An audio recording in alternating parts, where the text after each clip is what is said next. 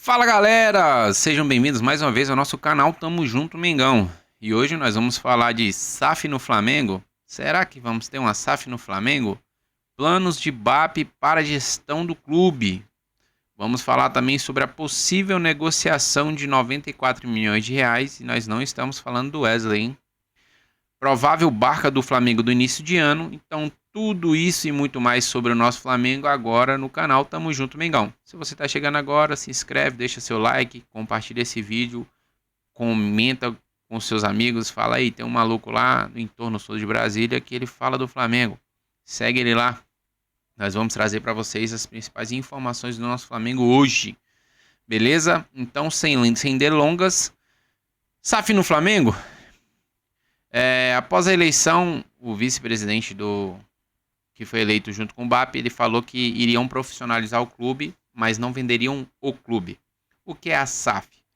É uma gestão profissional, né, de uma empresa que faz a gestão de um clube. Então, nada mais é que pessoas profissionais, sem indicação.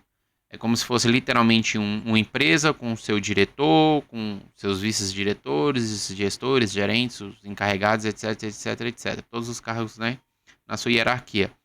O que o BAP quer se tratando sobre essa gestão profissional no Flamengo? É ter tudo que uma SAF tem, sem precisar vender o clube. Ou seja, o Blandinho bateu muito na tecla sobre SAF, 30% de SAF para poder fazer o estádio. Lógico, todo mundo contra, né? E o BAP, que é essa mesma parte profissional da SAF, gerindo o clube sem precisar vender o clube. Algo que eu acho fantástico, né? Nós precisamos sim, quanto mais profissional o clube, mais assertivo, mais lucro, mais campeonatos, tudo mais, né? Menos problemas, né? Menos, vamos dizer assim, menos... Esqueci a palavra, cara. Prejuízo, né? Menos prejuízo. Esqueci a palavra, mas lembrei agora. Menos prejuízo, né? Então, quanto mais profissional, melhor é para o Flamengo, né? E a gente sabe que tal do José Boto, junto com o BAP, está a todo vapor as reuniões, negociações e acertos e tudo quanto há.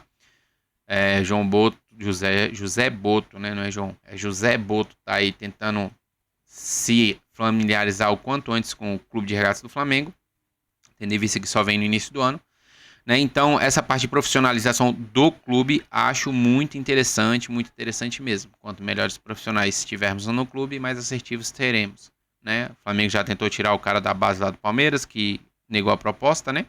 Não quis aceitar vir para o Flamengo. Já ouvi falar que o Flamengo está tentando uma médica, não lembro do clube, mas está tentando trazer a médica de um clube aí para o Flamengo. Esqueci o nome do clube, mas é uma médica aí, né? Ou seja, até o Dr. Tanuri pode rodar. Será que a mudança vai até lá? Né? Então, o Flamengo tem que ter todos os processos super profissionais, né? Para ser o mais assertivo possível e o mais vitorioso possível na temporada. Isso é muito bom para nós, né? A gente vê um pouquinho de profissionalismo no Palmeiras e a gente vê o Palmeiras, né, muito bem na maioria dos campeonatos. Esse ano que, graças a Deus, Abel Ferreira não foi tricampeão do Brasileiro, né? Mas, enfim, os caras estão muito mais organizados do que o Flamengo, se tratando da parte administrativa, vamos dizer assim, né? Muito cargozinho para amigo e aí é complicado. Mas seguimos, né? Tomara que o BAP consiga realmente profissionalizar o Flamengo ao ponto de gerar muitos resultados, né? E que próximas gestões se mantenha esse padrão de profissionalismo. 94 milhões em jogo, isso mesmo, 94 milhões em jogo é uma negociação que o Flamengo pode fazer com o Matheus Gonçalves. Mais uma vez, mais uma janela, mais uma novela, mais a possibilidade do Matheus Gonçalves ser vendido. Lembrando que o Matheus Gonçalves começou a ter um rendimento melhor e mais oportunidades com o Felipe Luiz. Todo mundo espera muito do Matheus Gonçalves, todos nós esperamos muito do Matheus Gonçalves. Jogou muito bem no RB e tudo mais, né? Então, mais uma especulação de que pode-se chegar a uma oferta, já houve sondagens e o Flamengo quer negociar ele entre 15 e 20 milhões de euros. Se for 15 milhões de euros, seria em torno de 94 milhões de reais. né? Veiculado aí por todos os canais possíveis que você imaginar. Mais uma vez a novela do Matheus Gonçalves, né? Toda janela tem a novela do Matheus Gonçalves. Sempre a torcida pede para manter o cara no grupo, para dar mais oportunidades, porque o moleque pode render, né? Então a gente não sabe ao certo se vai ou não. O Flamengo precisa fazer caixa no início do ano, urgentemente, e o Flamengo ver com bons olhos uma oferta para o Matheus Gonçalves, tendo em vista que o Flamengo prefere manter o Wesley no elenco e vender o Matheus Gonçalves do que vender o Wesley e manter o Matheus Gonçalves. Então, seria mais ou menos assim: chegasse uma proposta para o Wesley, uma proposta vantajosa para o Flamengo, vai vender o Wesley, né? Mas se não chegar uma proposta vantajosa pelo Wesley e chegar uma proposta razoável pelo Matheus Gonçalves, vende-se o Matheus Gonçalves. Outros que podem ser negociados, já falando um pouco aqui da provável barca do Flamengo, né? Lembrando, Matheus Gonçalves começou a render um pouquinho agora com o Felipe Luiz, fez gol, né, e tudo mais. Então a gente fica naquela: será que o clube vai abrir mão do moleque tão jovem? Eu acho que, se não me engano, o Matheus Gonçalves tem só 19 anos. Acho que é isso. Mas a possível barca do Flamengo para o início do ano, todo mundo sabe que é o Alan, né? Então, se chegar proposta de empréstimo, de venda, de compra, de qualquer jeito, qualquer proposta que chegar pro Alan, eu acredito que o Flamengo negocia aquele cara, né? Se chegar lá 2 salgadinhos, uma pipoca, pode levar. Não tem muito negócio, não.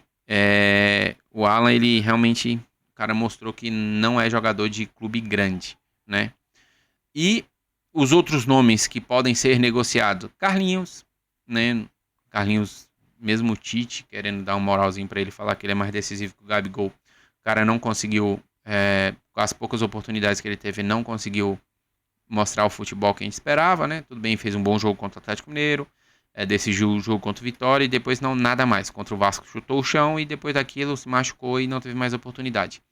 Não sei se o Flamengo negocia ele de cara, tendo em vista que o Flamengo não tem mais ninguém de 9, né? A não ser que já chegue para a pré-temporada, como a gente espera, o substituto do Gabigol. Então, Carlinhos é outro que seja provável que possa ir na barca. Lohan, o cara que, poxa, jogou demais contra o Corinthians. Depois daquele jogo, o homem não jogou mais nada, né? Saiu ontem a notícia de que, ontem, ou foi hoje de manhã, não lembro, que o Lohan está utilizando esses dias de férias dele no Rio de Janeiro, está se preparando com preparador físico em casa, porque ele quer chegar em 2025 sendo o ano da virada. Então a gente não sabe se realmente o Flamengo mantém ele no elenco até o meio do ano e vê se ele se valoriza um pouquinho mais, ou se chegar uma proposta no início do ano, o Flamengo já dispensa. Lembrando que o Flamengo precisa fazer dinheiro, né? Não tem para onde correr, o Flamengo precisa fazer dinheiro. Outra provável saída, né, do Flamengo seria o Fabrício Bruno, né? O Fabrício Bruno, que tem interesse aí de Bayer Leverkusen, Atlético de Madrid e etc.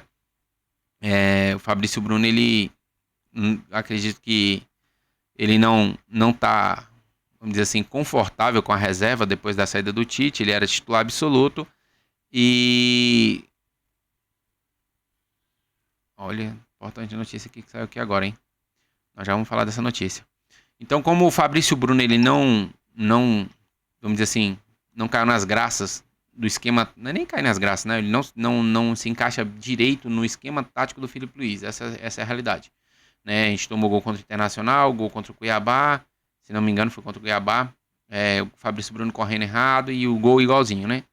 Então ele não, vamos dizer assim, não se encaixa pelo perfil que ele prefere correr do que atacar a linha e etc. Todo mundo sabe da situação. Então, acredito que o Fabrício Bruno aceite ser negociado, né? Tem o West Ham também da Inglaterra, então provável que o Flamengo receba alguma proposta para ele e ele, né, não vai aceitar ficar na reserva e deve meter o pé. Então seria Alan em primeiro lugar, esse aqui com certeza, primeira oportunidade que o Flamengo vai mandar na rota. Matheus Gonçalves, se chegar uma proposta interessante, Matheus Gonçalves vai ser negociado, né? Visando a permanência do Wesley. Com certeza deve chegar proposta para o Wesley, né? Vamos ver se a diretoria vende ou não. Tem a questão do Lohan, questão do Fabrício Bruno e a questão do Carlinhos. Então essa, e ainda estão falando até na possibilidade do Ayrton Lucas. Não acho que seja provável, porque senão o Flamengo ia ficar sem um lateral esquerdo na reserva, né? Lembrando que o Vinha ainda vai demorar um pouquinho a retornar. Então acredito que se for para negociar o Ayrton Lucas, somente no início do ano, né? Não no início do ano, não, no meio do ano, né? Na janela de julho, não na janela de janeiro. Então essa seja a provável barca do Flamengo, tá? Muitos meninos novos, Matheus Gonçalves, Lohan, o Wesley, né? O Wesley por ter sido destaque. O Fabrício Bruno, porque já teve sondagens ainda da Europa, não foi na janela do meio do ano esse ano, porque, enfim, questão de salário era pouca diferença do que os caras estavam oferecendo, do que o Flamengo pagava. Então ele preferiu se manter no Flamengo, né? Possíveis chegadas, só especulações, né? A principal delas, Roger Guedes. Mas vamos aguardar aí o Conselho Deliberativo ser votado na segunda, quem foi eleito, que eu acredito que a partir daí começam a surgir os nomes. Acabou de sair a notícia aqui agora no GE, tá? Nova diretoria terá a missão de aumentar o número de sócios. Flamengo caiu no ranking nacional. Hoje o Flamengo é o 7º colocado, né, na lista de sócio-torcedor do país. O primeiro colocado, por incrível que pareça, é o Palmeiras com 197 mil torcedores. Segundo, o Atlético Mineiro 113, Inter 107, Grêmio 98, Cruzeiro 81, Botafogo 80, Flamengo 77 mil, Bahia 75, olha o Bahia, cara, 75 mil, Vasco 62 mil e São Paulo 57.106. Esse levantamento foi feito pelo Espião Estatístico em 13 de dezembro, né? Ontem. Lembrando que o número de sócios torcedores são sócios torcedores adimplentes, aqueles que estão pagando em dia, entendeu? Lembrando também vocês que de todos os sócios torcedores do Brasil, o mais rentável é o Flamengo. Por mais que a galera pense assim, o Palmeiras tem 193 mil, né? 197 mil sócios torcedores. O mais rentável para os clubes é o sócio torcedor do Flamengo. O sócio torcedor do Flamengo não tem nenhum sócio torcedor abaixo de R$40. Tá? Então, vamos supor, o Palmeiras tem, acho que é 15 a 20 reais, o Atlético Mineiro tem nessa modalidade, o Vasco tem, o Botafogo tem essas modalidades ridículas aí. E o Flamengo não tem isso, né? Então, você olha assim, poxa, o Flamengo só tem 77 mil, mas pode ter certeza, se você for fazer o cálculo, o mais rentável ainda é o do Flamengo, tá? O Flamengo é o time que tem o sócio-torcedor mais rentável do país, disparado, beleza? Com isso, a questão da missão de melhorar, vamos dizer assim, o Flamengo tem potencial para ter mais de 200 mil sócios torcedores. Essa é a realidade, pelo tamanho da sua torcida. Estamos falando aí de 5% do total de torcedores, né? 2 milhões de torcedores. Ou seja, se 5% de torcedores forem sócio-torcedor, o Flamengo já arrecada muito dinheiro. Estamos falando de 200 mil, é 0,05% da torcida do Flamengo, ou um pouquinho menos. Eles têm que visar muito a questão da galera do off-hill, gerar uma modalidade que ajude, né, o torcedor off-hill a se interessar em consumir algo a mais do Flamengo, principalmente o sócio-torcedor que é um pagamento mensal. Na situação que o Brasil vive hoje, na crise econômica que nós vivemos, né, para um pai de família tirar aí 40, 60 reais de um orçamento, dependendo da família, aperta.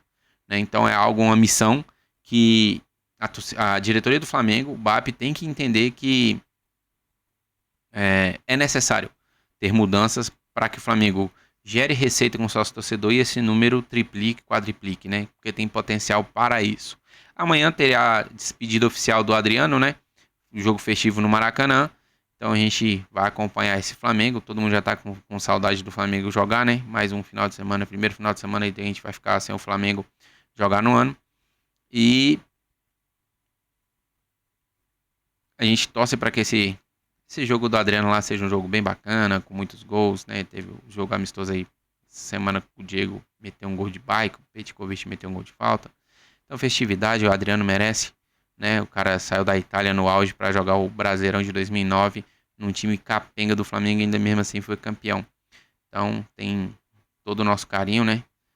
É um ídolo da torcida do Flamengo e merece todo o reconhecimento possível.